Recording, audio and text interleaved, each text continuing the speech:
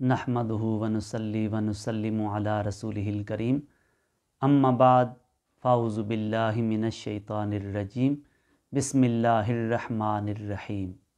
رمضان المبارک میں یہ سوال کیا جاتا ہے کہ کیا آنکھوں میں سرما ڈالنے سے روزہ ٹوٹ جاتا ہے؟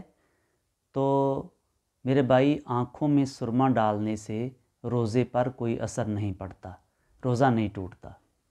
روزے کی حالت میں آئینہ دیکھنا، شیشہ دیکھنے سے روزہ ٹوٹ جاتا ہے یا نہیں؟ تو یہ بھی ہے کہ جب روزے کی حالت میں آئینہ دیکھیں، شیشہ دیکھیں تو اس سے روزے پر کوئی فرق نہیں پڑتا۔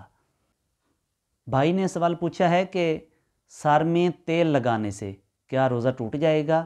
تو میرے بھائی، سر میں اگر تیل لگائیں تو اس سے روزہ نہیں ٹوٹتا، بے شک پورے جسم پر بھی تیل لگائیں تو اس سے روزے پر کوئی فرق نہیں پڑتا۔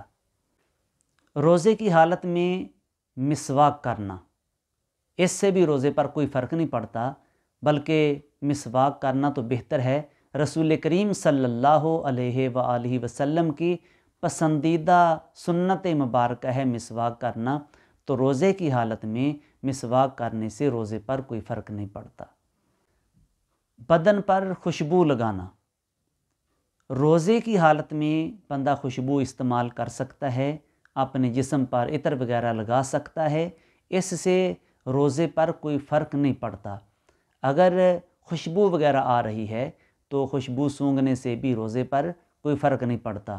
ہاں، دھواں وغیرہ جو ہے اس سے پرہیز کرنی چاہیے۔